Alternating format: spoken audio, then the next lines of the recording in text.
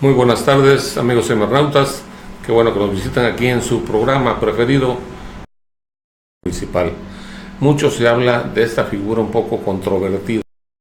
A la figura en sí del Contralor, debido a la necesidad de vigilar, de transparentar el uso de los recursos públicos. Esto pues se vino dando históricamente desde los años 80, 90, donde surge la figura del Contralor. En lo particular, un servidor le tocó ser el primer Contralor en Minatitlán, allá por el año de 1993, en la administración del señor José Luis Almanza Katz. Y posteriormente la figura del Contralor se fue acrecentando y es un coadyuvante de lo que es el órgano de fiscalización superior, es decir, el ORFIS, quien a su vez, como órgano también autónomo e independiente, pero al mismo tiempo recibe instrucciones por parte del Congreso del Estado. De esa manera se dan las supervisiones en los ayuntamientos, Congreso del Estado, ORFIS, Contralorías Municipales. O sea que ustedes serían el primer paso para una auditoría en la cual el ORFIS tiene que basarse en las observaciones que ustedes hacen como Contralor. Usted como Contralor en el ayuntamiento pasa esta información al ORFIS, el ORFIS al Congreso, y lógicamente se adecúan las cosas conforme a derecho para que la situación se clarifique. En estos momentos, en esta administración que preside Héctor Damián Chen Barragán, el ingeniero del presidente de Minatitlán, ¿se le ha dado la importancia adecuada al puesto de Contralor? Sí, desde luego. Yo puedo mencionar que la Contraloría en Minatitlán es una Contraloría que ha recibido el apoyo de la administración, dado que yo he observado reuniones que tenemos en el Estado con ORFIS, donde contralores, inclusive de municipios más grandes, están prácticamente solos. No, el Contralor no es una figura cómoda, quiero decir, una figura cómoda para la administración, porque es el que está vigilando, es el que hace las observaciones, y como es natural, al funcionario no le agrada mucho el que se le hagan las observaciones. Sin embargo, no se trata de confrontar, sino que se trata de señalar con el propósito de que no ocurran desviaciones. Se habla mucho mediáticamente de que existe desviación aquí, allá. Sin embargo, la cuestión es que únicamente en muchas de las veces es mediático. En algunas otras es verdadero. Y cuando es verdadero, la Contraloría actúa. Nosotros hemos hecho señalamientos, hemos hecho auditorías en Minatitlán, donde estamos, y han sido solventadas. Por otra parte, otra de las funciones de la Contraloría también es recibir las quejas ciudadanas. Las quejas ciudadanas también son atendidas. Muchas veces ciudadanos se quejan directamente en el ORFIS remite a la Contraloría, y la Contraloría está obligada a darle seguimiento a esas quejas ciudadanas, y nosotros lo que hacemos es eso: citamos en primer lugar al funcionario que nos explique la situación, después citamos también al ciudadano y le informamos, y si se procede a hacer alguna corrección, nosotros lo hacemos. La situación de la Contraloría es controvertida por la situación de que ni con Dios ni con el diablo. O sea, se trata simplemente de clarificar y dar certidumbre a la transparencia del manejo de los recursos públicos. Eso es la Contraloría. Es correcto, es vigilancia, es supervisión, ¿sí? Ahora, el hecho de hacerlo, como comentaba anteriormente, no es cómodo, no es del agrado siempre. Sin embargo, se realiza. Quizás haya en ocasiones dudas en cuanto a la efectividad. Sin embargo, es una función que va creciendo, se va complementando con otras, como lo es ahorita las unidades de acceso a la información, las cuales también coadyuvan en cuanto a la transparencia, Y podemos decir que se ha avanzado en el sentido de darle mayor información, sobre todo al ciudadano, para que pues él tenga pues conocimiento de la aplicación de los recursos. Hay que reconocer también que falta por avanzar también mucho más. Sin embargo, sin una Contraloría, sin una unidad de acceso a la información, sin auditorías, pues esto sería totalmente un caos y dejarlo prácticamente al arbitrio de un funcionario. Entonces, si estando... Habría opacidad. Efectivamente, si estando lo que es la Contraloría, lo que son las unidades de acceso a la información, auditorías y demás, se dan casos en un momento determinado. Si no lo hubiera, pues sería totalmente una anarquía en cuanto al uso de los recursos.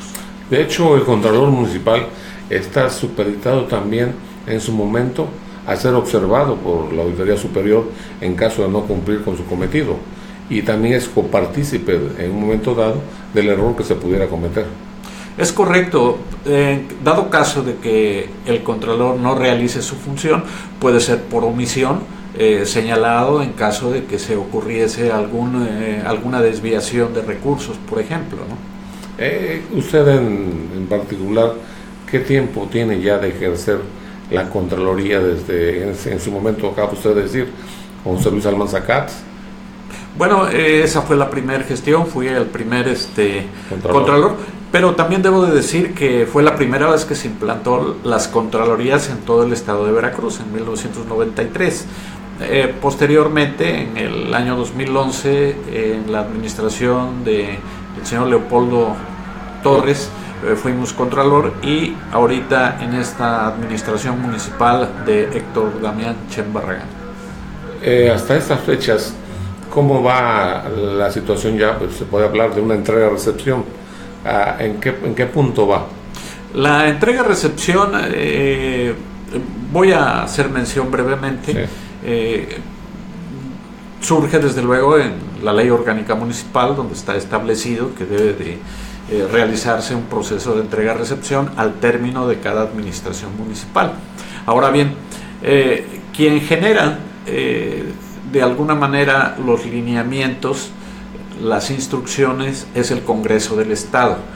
Y el Congreso del Estado, a su vez, da las instrucciones al órgano de fiscalización superior, al ORFIS, para que se implemente con los ayuntamientos los procesos de capacitación para que inicien el proceso de entrega-recepción. Ahora bien, cuando hablamos de proceso de entrega-recepción, estamos hablando de comisiones que se integran para ese efecto. Hay una comisión de entrega y una comisión de recepción. La comisión de entrega es la que conforman los ayuntamientos que están en funciones. En este caso nosotros estamos en funciones y tenemos la obligación de conformar una comisión bajo los lineamientos que emitió el Congreso, basados en la ley orgánica. Por otra parte, los ayuntamientos entrantes tienen también la obligación de formar su comisión de recepción, también bajo los lineamientos que genera el Congreso del Estado. Y a los organismos o ayuntamientos entrantes también los capacita el órgano de fiscalización superior. Y aquí esto es muy importante porque se nos dan una serie de manuales, una serie de datos que tienen que ser entregados, de documentación, de bienes, etcétera, bajo una relación, bajo unos formatos establecidos, que los tienen también la comisión de recepción. Es decir, lo que tiene la comisión de entrega debe de ser exactamente el mismo formato que tiene la comisión de recepción. Y por lo tanto hay, vamos a decirlo muy ligeramente, un checklist donde se establece, a ver, ¿dónde está el organigrama autorizado?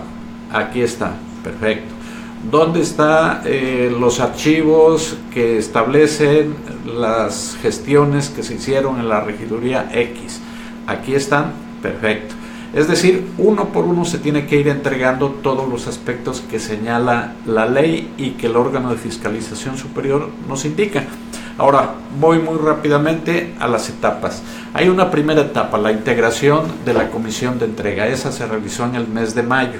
Ahorita hay una segunda etapa donde se tiene que haber entregado ya, como lo es el caso en el Ayuntamiento de Minatitlán, al 30 de septiembre, pues prácticamente todo lo que se generó durante los casi 4 años de gestión, para que en una tercera etapa que inicia a partir de octubre se haga un simulacro de entrega.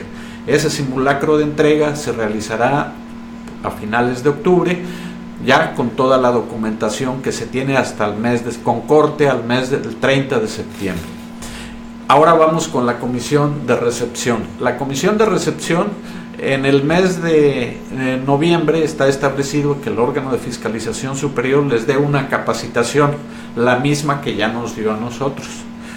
Y una vez que les da esa capacitación a los ayuntamientos electos, entonces ellos inmediatamente se presentan con su comisión de recepción con el presidente municipal en funciones para ponerse de acuerdo en el procedimiento de la entrega, y debe de realizarse mínimamente una reunión. Lo recomendable es que sean más reuniones para que esto salga de la mejor manera y con la transparencia que requiere el caso. Yo estoy de acuerdo en lo que usted me dice, pues una persona dedicada a su trabajo. Un ejemplo, ayuntamientos que en su momento generen ciertos conflictos en la entrega-recepción. ¿Qué es lo que procede? Por ejemplo, han existido ayuntamientos que no entregan nada y dejan en ceros al que viene. Es más, no hay información anterior y lógicamente el que entra totalmente ignorante de cómo se encuentran las finanzas en el ayuntamiento y qué se generó. ¿Qué procede ahí? Bueno, se establece que se tiene que levantar un acta. Primeramente un acta circunstanciada el día 1 de enero, que es la fecha que marca la Ley Orgánica Municipal, para la toma de posesión del nuevo ayuntamiento. Ahí se levanta un acta circunstanciada, se hace constar lo que se entregó y lo que no se entregó. Vamos a suponer que no se entrega nada.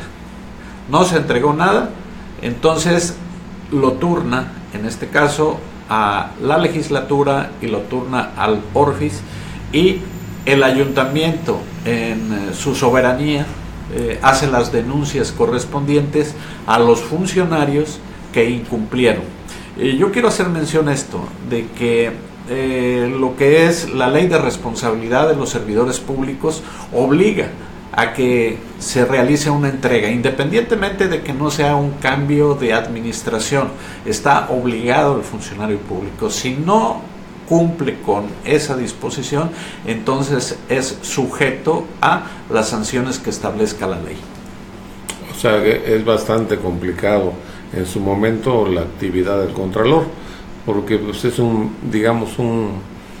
aparte de un fiscalizador, ¿no? y es el que hace las observaciones al alcalde y al cabildo que está en funciones, es también el que en su momento tiene la responsabilidad de clarificar las cuentas ante el Orfis, o sea, y ser en su caso también copartícipe, ya sea del aplauso o del castigo. No, creo que ahí no va por ahí, Alfonso. Es el responsable de hacer la entrega, no es el responsable del contenido o de los aspectos que internamente estén mal. Yo como Contralor genero las observaciones, pero si el funcionario no cumplió las observaciones, el responsable no es el Contralor, el responsable es el funcionario. Ahora bien, si yo como Contralor no le hago las observaciones, entonces sí es responsable el Contralor. Ah, bien.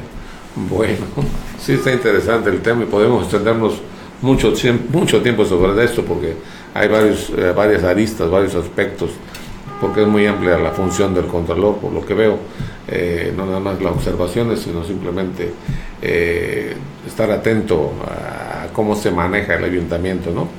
Vamos a hablar de otro tema, que en la cual usted es un perito en la materia, ya que es catedrático de la Universidad Veracruzana, catedrático del Instituto Tecnológico y aparte es director de la Universidad de Oriente de México.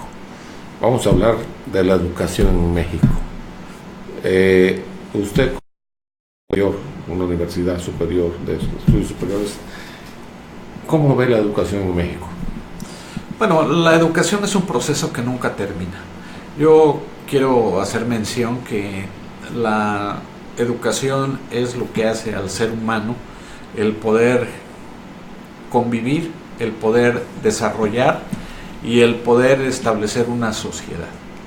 La educación, sea educación formal o sea educación informal. Ahorita yo supongo que nos referimos a la educación formal, claro. Es decir, a las instituciones en sí mismas, sí, ¿no? Que otorgan el reconocimiento con un papel. Así es. Uno de los presupuestos más grandes que hay en el gobierno federal es precisamente el de educación.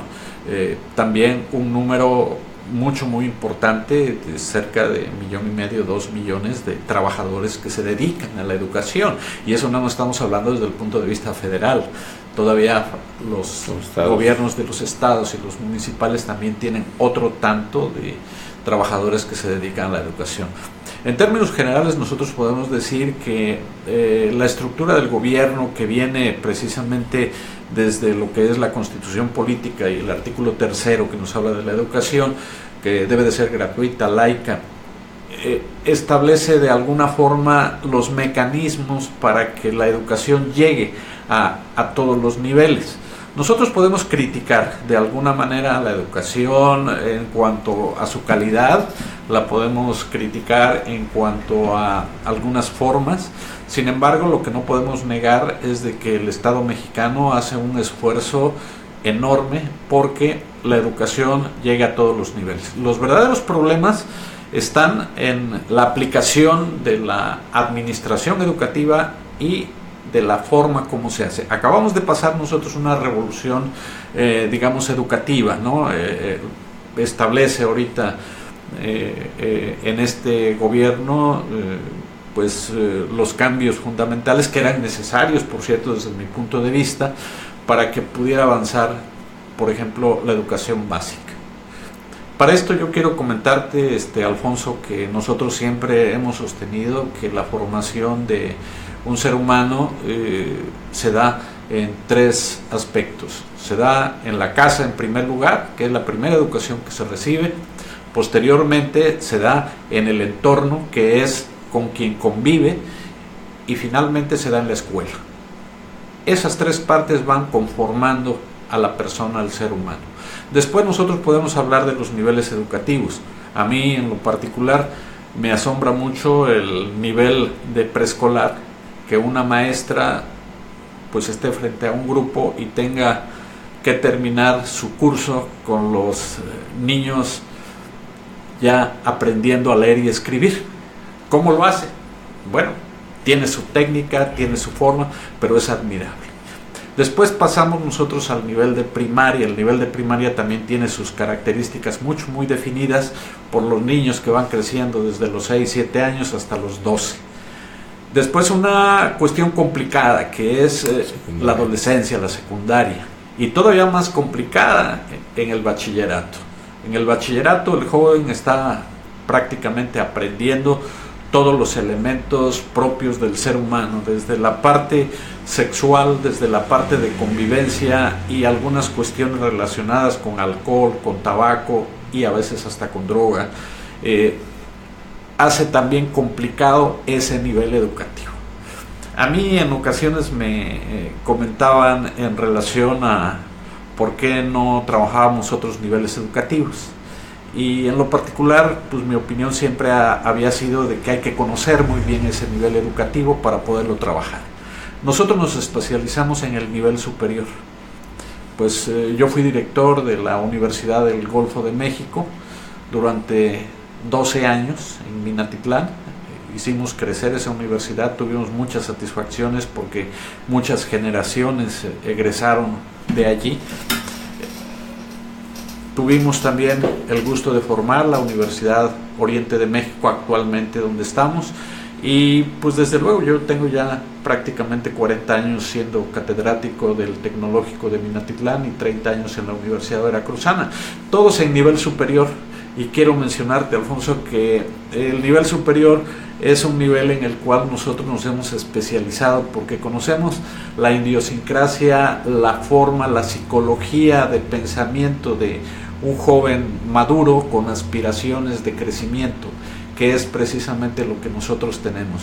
Y es una satisfacción enorme cómo entra un joven a estudiar una carrera con muchas ilusiones, con muchos objetivos, y cómo se transforma en el término de 4 años en todo un profesional. A través de ese tiempo, pues hemos sido testigos de muchas generaciones que han egresado y que ahorita los vemos como ciudadanos brillantes, profesionales comprometidos, pero pues sobre todo jóvenes que llegan en un momento determinado a cristalizar. Y sin que me lo preguntes, yo te voy a comentar algo que para mí es muy importante, porque en ocasiones me lo han dicho. ¿Por qué siguen estudiando muchos jóvenes si no hay trabajo? ¿Por qué por qué salen más licenciados en Derecho, licenciados en Ciencias de la Educación, si no hay plazas, no hay forma de dónde? Y yo siempre les digo la misma respuesta, que es preferible tener a un joven preparado que a un joven impreparado. La función de generar un empleo pues prácticamente no está en las escuelas, no está en las instituciones educativas, sino está en el gobierno mismo y en el sistema. Las instituciones educativas son las que están obligadas a sacar buenos profesionales. Y además de eso, quiero decirte que ellos se abren paso cuando ya están dentro de un marco en el cual tienen la obligación de hacerlo. A mí me dicen, oye, es que fulanito estudió y está trabajando de taxista. Pues el ser taxista es un trabajo honesto, es un trabajo digno. Sin embargo, ese joven está únicamente a la espera de una oportunidad, y que eso es lo importante. Hablemos de lo que usted acaba de decir, es muy importante, de modelos educativos. Hay países en los cuales se cierran las carreras por exceso de egresados porque no hay vacantes. Se esperan a que el mercado laboral requiera de esos profesionistas y abrir otra vez en las universidades esa carrera. Llámese Derecho, llámese Ingeniería, llámese Medicina. Alemania es uno de ellos. ¿Por qué México no toma ejemplos claros en base a las necesidades mismas del país, sino, como usted acaba de decir muy bien, está sacando cada año profesionistas a las cuales no tienen cupo en ningún lugar, porque hay exceso de oferta, hay muy poca demanda? Esto causa hasta cierto punto, digamos, los bajos salarios que se dan a ciertos digamos, profesionistas. Ayer, platicando con un ingeniero amigo de nosotros, usted lo conoce, en la cual explicaba: yo como ingeniero con 30 años de experiencia en mi trabajo, me quiere pagar una compañía 7,000 pesos a la quincena. Lógicamente, dice, no acepté. ¿Por qué? Porque en base a la demasiada oferta, las compañías o los empresarios que tienen esas compañías pues se basan en la necesidad del ser humano de subsistir, de sobrevivir. Eso genera cierta frustración, ¿no?, dentro del mismo profesionista. ¿Por qué no se crea mejor, digamos, había una materia que se llamaba orientación vocacional, que por cierto la han borrado del mapa, pero que sería necesario, porque el país requiere a veces más de técnicos que de abogados, a veces más de especialistas en ciertas áreas de la medicina que médicos generales. Es correcto, Alfonso. Sin embargo, yo te quiero mencionar que todo de alguna manera siempre tiene una razón superior, primordial. Cuando estábamos gestionando la Universidad Oriente de México, me dijo el subsecretario de Educación en ese entonces, en la Secretaría de Educación del Estado de Veracruz, dice, oye, dice, ¿por qué estás poniendo educación y por qué pones derecho? Ya hay muchos. ¿Sabes qué? Yo te voy a autorizar a ti que pongas agronomía y veterinaria. Yo te las voy a autorizar porque es lo que requiere el país, así, con esas palabras. Yo le digo, señor, si nosotros abrimos esas carreras no vamos a tener absolutamente ningún alumno. La Universidad Veracruzana, yo le comentaba, tiene esas carreras en Acayucan y pues todos los que presentan examen pasan y los grupos son pequeñitos, ¿sí? Porque no hay la vocación de alguna manera de estudiar y estudian y estos están todavía mucho más en desventaja que otros alumnos que estudian las carreras tradicionales. Entonces yo le comenté, le digo, mire, lo importante aquí es que el alumno, el joven, el ciudadano se prepare, ¿sí? Y queda en el Estado el buscar las alternativas en un momento determinado.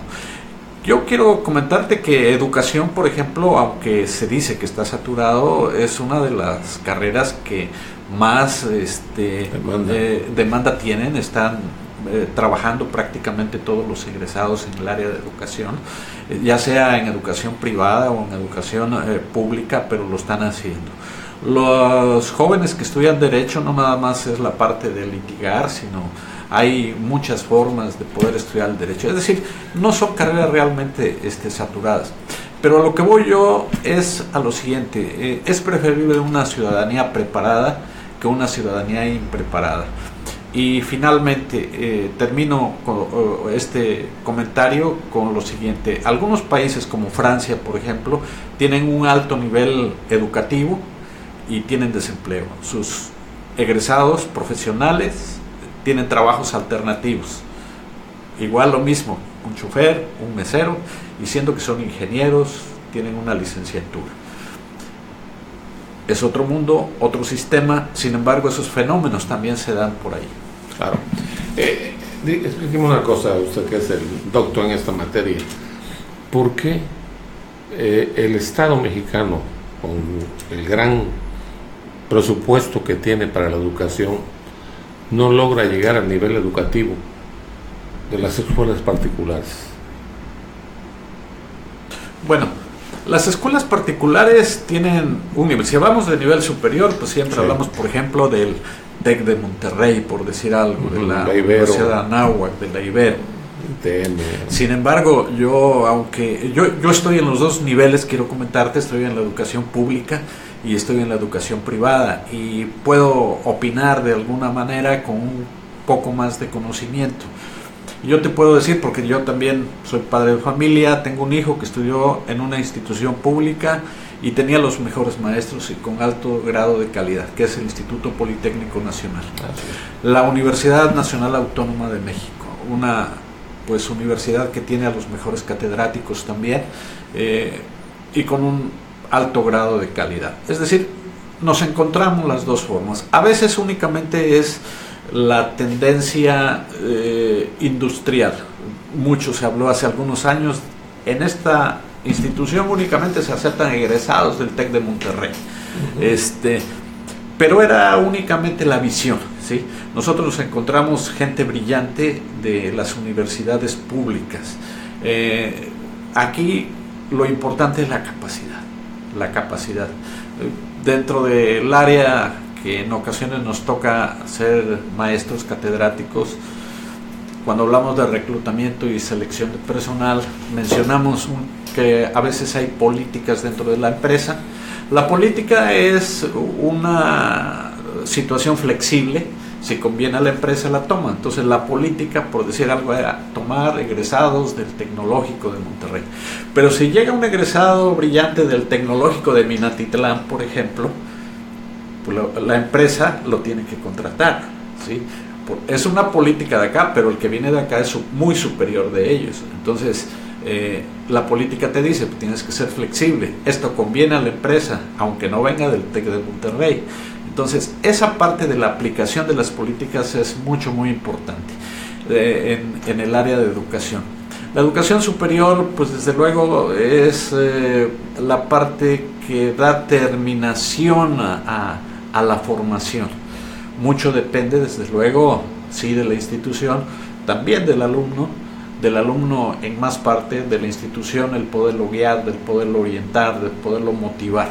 porque han cambiado también los esquemas de educación. Ya pasó el tiempo en el que el maestro lo conocía todo y lo enseñaba. Ahora el maestro tiene que motivar, tiene que orientar, tiene que sacar de dudas, y el alumno tiene que investigar, tiene que leer, tiene que hacer crítico, para que en un momento determinado el conocimiento y la experiencia sea de él, no sea la experiencia del maestro. ¿Por qué entonces se dice que las instituciones públicas crean profesionistas que sirven a la industria y muchas instituciones privadas crean la mentalidad de empresarios de los alumnos que egresan?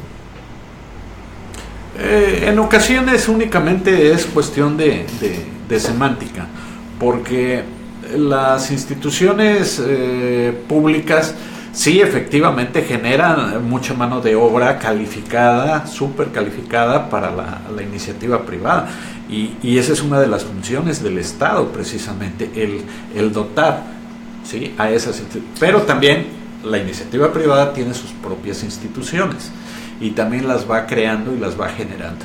Yo siento que esto es una competencia sana que se tiene que dar con el propósito de que pueda haber crecimiento. Cuando nosotros tenemos competencia hay crecimiento. Cuando no hay competencia, pues hay una sola fuente, la cual pues impone las reglas y no funciona. Hemos visto la libertad de mercado en un momento determinado, el libre mercado, pues es lo que funciona. Aquí también la competencia. Bueno, en este caso vamos a hablar de la Universidad Oriente de México. ¿Qué ofrece? ¿Cuál es la diferencia de la Universidad Oriente de México, la que está en Minatitlán, ubicada en Minatitlán? Sí. ¿Qué hace la diferencia de las demás universidades privadas? Bueno, la Universidad Oriente de México, en primer lugar, tiene una forma o una filosofía de trabajo más personalizada, es decir, los grupos son pequeños en un momento dado y eso permite una interacción mejor con el alumno. No son grupos grandes en los cuales se masifica un poco la educación, y pues las carreras que tenemos pues son ciencias de la educación, ciencias de la comunicación, mercadotecnia, psicología industrial y derecho. Es decir, son 5 áreas. Y estamos trabajando también porque una carrera que tiene mucha demanda y que creemos nosotros que podemos contribuir precisamente a que los jóvenes puedan tener otra opción mayor es la de ingeniería industrial. Ingeniería industrial se aplica precisamente en todas las empresas y esa es la gran ventaja. Es en ocasiones como las carreras genéricas como administración, por ejemplo, ¿no? Como comodín. Sí, y que finalmente cuando están ahí se especializan en un área. Yo puedo mencionarte, por ejemplo, administración. Bueno, yo de origen pues, soy licenciado en administración y también licenciado en derecho. En administración pues tenemos 4 áreas fundamentales, ¿no? Lo que son la producción, finanzas, recursos humanos y mercadotecnia. Y de ahí se especializa en ocasiones en cualquiera de las áreas. Y esa es la riqueza que se tiene. La psicología, la carrera de ingeniería industrial es igual. O sea, tiene varias áreas en las cuales se especializa, porque es una carrera genérica. En este caso, la Oriente de México, ¿qué planes de estudio tiene?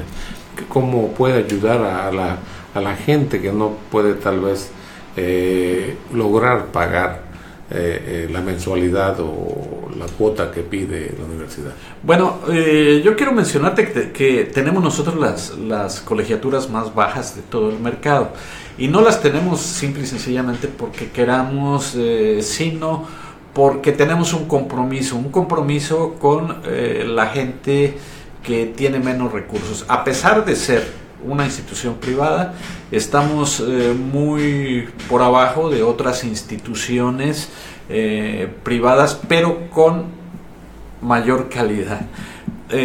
Puedo mencionarte que prácticamente tenemos el 100% de nuestros alumnos con una beca, es decir, con un descuento de la colegiatura oficial y un descuento de más del 50%, ¿sí?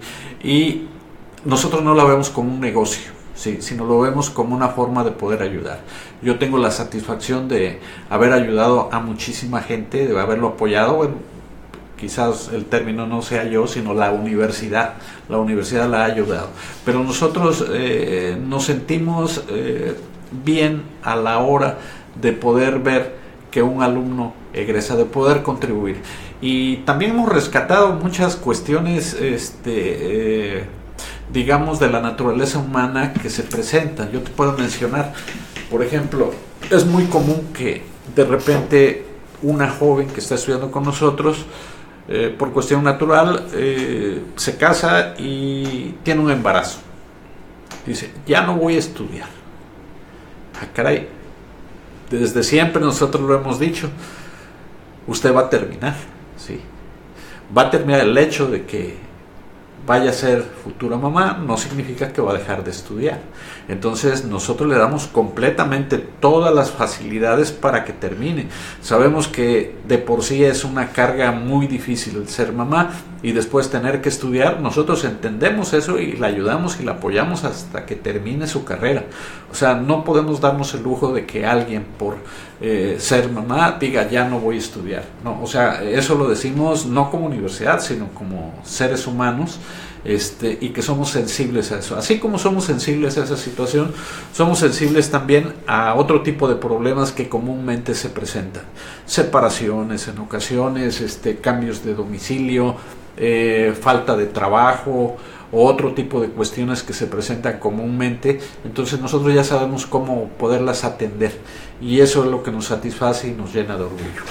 O sea, se ha convertido en una universidad humanitaria, o sea, conocedora del sentido social de la educación, no como negocio, sino como una forma de profesionalizar a la persona que va a la institución Oriente de México y ayudarle en su momento, si es que se le atora el chamaco, dijera aquel, que salga adelante. Es correcto, Alfonso. Esa es la forma. No, pues es bastante loable. ¿Dónde se encuentra la universidad, perdón? Estamos en Minatitlán, en la colonia Buenavista Norte, concretamente en la calle 10 de abril, número 12, esquina Saavedra. De abril, número 12, colonia Saavedra. No, esquina Saavedra, Esquina Saavedra, en la colonia Buenavista Norte. Ahí enfrente al complejo, 3 cuadras hacia adentro, ahí está la universidad. ¿Qué número de teléfono pudieran llamarle? Es el 922-22-301-25. Y tenemos también nuestra página www.universidadorientedemexico.edu. ¿Sí? Aquí el punto .edu es porque es de educación, .edu.mx. Y nuestra página de Facebook también en Universidad Oriente de México.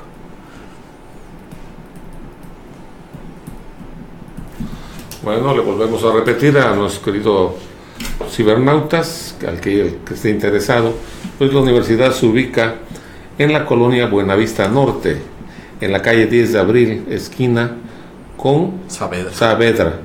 Y sus teléfonos que tienen es 922-22-301-25.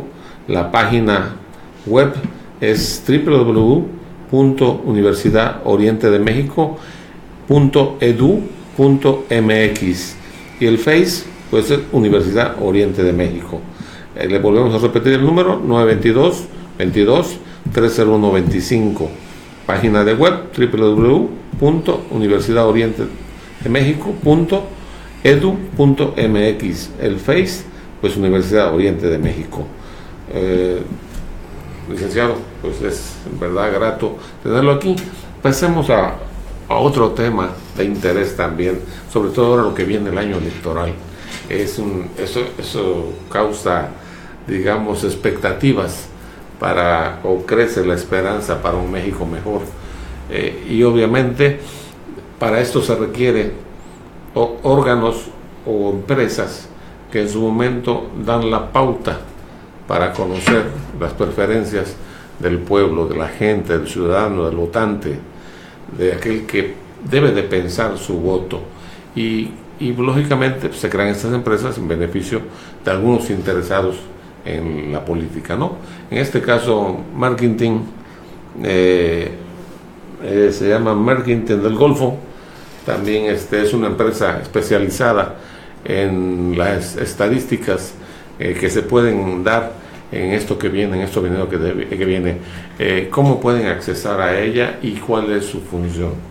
Bueno, mira, Alfonso, este año de 2018 va a ser un año inédito en materia electoral, dado que se van a elegir pues más de 16,000 puestos en todo el país, contando lo que son las presidencias municipales, las regidurías, las sindicaturas, las diputaciones federales, las diputaciones estatales y desde luego la presidencia de la República. Por otra parte, la materia electoral se ha especializado ya en diferentes ramas. Está la parte, desde luego, si hablamos de la ley electoral y las instituciones, pues el OPLE, ahora antes IFE, digamos es la parte encargada de la organización de las mismas. Pero alrededor de todo ello surge ya la profesionalización de la materia electoral. La materia electoral ya tiene que formar parte de cualquier aspirante a un puesto de elección popular, porque no puede ya improvisarse un candidato y que éste resulte ganador, sino tiene que utilizar las técnicas más adelantadas para poder ganar la preferencia del ciudadano.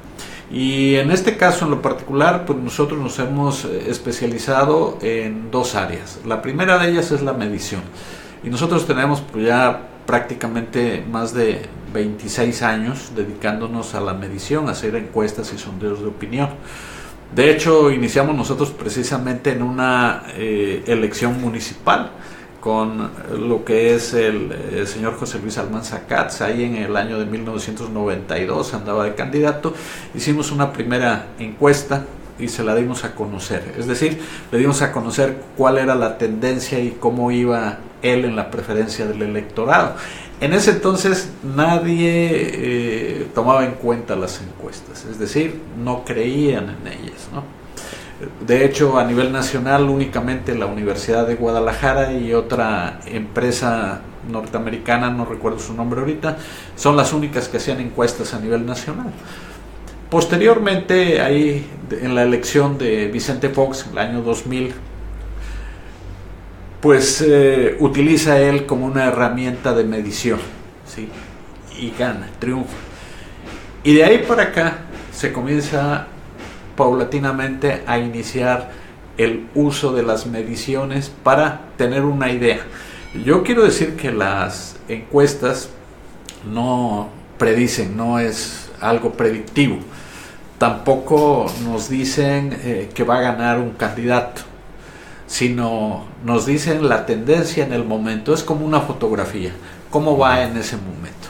Al otro día cambia la situación, pero sí marcan una tendencia, y Marketing del Golfo pues se dedica a eso precisamente, ¿no? A la realización de encuestas y sondeos de opinión. Ok, vamos a una pausa y volvemos.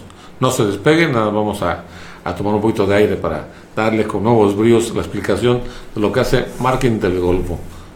Un momento, volvemos. Salga.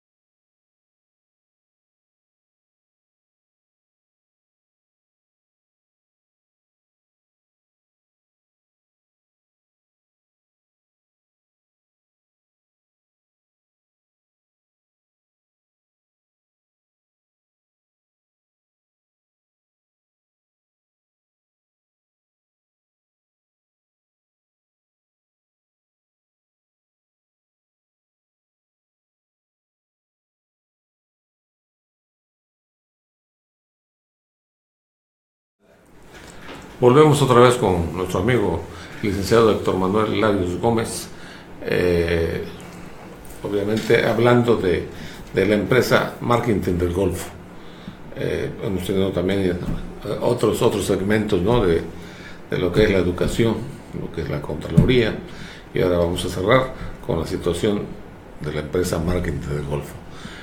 Una pregunta, licenciado, ya que usted pues dice que lógicamente las mediciones que marcan la pauta no es que sean certeras, sino que simplemente dan una orientación de la preferencia de la gente.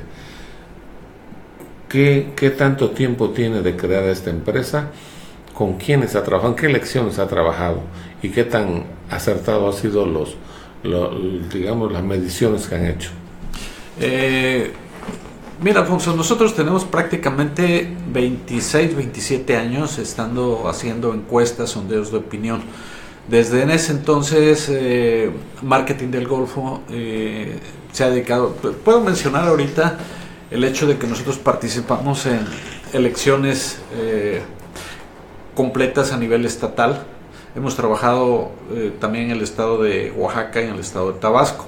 Pero lo que es en el estado de Veracruz, hemos realizado encuestas en los 212 municipios, en los 30 distritos locales y en los 20 distritos federales. Es decir, hemos hecho encuestas en todo Veracruz. Hicimos también 2 encuestas de salida de elección gubernamental, cuando fue la elección de el licenciado Fidel Herrera Beltrán. Nosotros hicimos ahí para un partido político que no fue el de él, encuesta de salida. Después también en la siguiente administración estatal volvimos a hacer encuestas de salida y le hemos trabajado a todos los partidos políticos. Aquí lo que se tiene que hacer es un trabajo profesional en el cual se da información para que los estrategas puedan precisamente trazar la ruta de la elección en un momento determinado basado en las mediciones. Y de ahí en fuera se desprende una infinidad de estilos, formas, pero sobre todo especializaciones dentro de la materia electoral. Yo te mencionaba anteriormente el hecho de que se ha especializado mucho, porque ahorita tenemos, por decir algo, también lo que se conoce como el trabajo en aire, que ya estaba. El trabajo en aire pues era pues la televisión, la radio, el perifoneo, pero ahorita tenemos lo que es ya las redes sociales. Y las redes sociales, yo quiero mencionarte, desde hace prácticamente 3 años nosotros hemos sondeado al ciudadano sobre si tiene cuenta, sobre si utiliza las redes sociales, sobre qué redes sociales se utiliza más, y sacamos ya una tendencia que al momento, yo te puedo decir al día, el 90% de los ciudadanos se informa a través de las redes sociales. Tiene una cuenta de las redes sociales. ¿Cuántas? Nosotros le ponemos ahí las opciones: Instagram, Snapchat, Facebook. El 80% es Facebook, ¿sí? Entonces, ¿qué es lo que hace digamos un consultor cuando sabe que el 80% de los ciudadanos utiliza Facebook? Pues tiene que utilizar precisamente esa herramienta, y es una herramienta, quiero mencionarte, que se paga para que salga la publicidad ahí. No es únicamente la personal, que uno sacas tu página de Facebook y listo, no. Tú pagas ahí y tienes que meter ahí el mensaje. ¿Qué es lo que estamos haciendo? Que ahí ya se requiere un especialista en el manejo de Facebook, de redes sociales, y también otro creativo que te va a decir qué es lo que tienes que decir, cómo lo tienes que decir y cuándo lo tienes que decir. Entonces, o sea, el creador de la imagen. Efectivamente. Y todo eso va a tener un impacto, y después entra el que mide, ¿sí? Y el que mide pues te va a indicar también qué impacto tuvo ese spot que se salió. Y también pues es ahorita tan especializado que te comento, por decir algo, ¿quién vota? Pues los jóvenes de 18 años en adelante, ¿no? Entonces se puede segmentar. Nosotros decimos bueno, vamos a enviar un mensaje a los jóvenes. O sea, direccionan el mensaje. Efectivamente, de 18 a 25 años. Y que te lleguen, que vivan en la ciudad X, ¿sí? Hombre y mujer, y lo direccionas. O sea, ya se especializa toda esa parte. Y ahí estamos hablando únicamente nada más de redes sociales, ¿no? Tenemos también lo relacionado pues con el neuromarketing. El neuromarketing ya va más profundo, toda esa especialización, porque nos va hacia los aspectos psicológicos del ciudadano. Qué impresionabilidad tiene desde lo que son los colores, las formas, las canciones, la música, el mensaje, la postura del candidato, la empatía que hay, efectivamente, y el impacto que se tiene. Todo eso ya es medido a través del neuromarketing. En fin, se ha especializado tanto la materia electoral, por eso yo te comentaba que es casi imposible que un aspirante, un candidato gane sin utilizar el trabajo de profesionales. En este caso, ¿qué tan, digamos, importante es las redes sociales para ganar una elección? Yo encontré con varias personas, candidatos de la anterior elección, que me decían, no, las redes sociales no. Y otros me decían, no, las redes sociales son importantes. Hay que ver, o sea, hay dos aspectos que veo a simple vista, por sentido común. Los jóvenes, como usted dice, son los que más utilizan las redes, pero a veces son los más impersonales o los menos interesados en la política.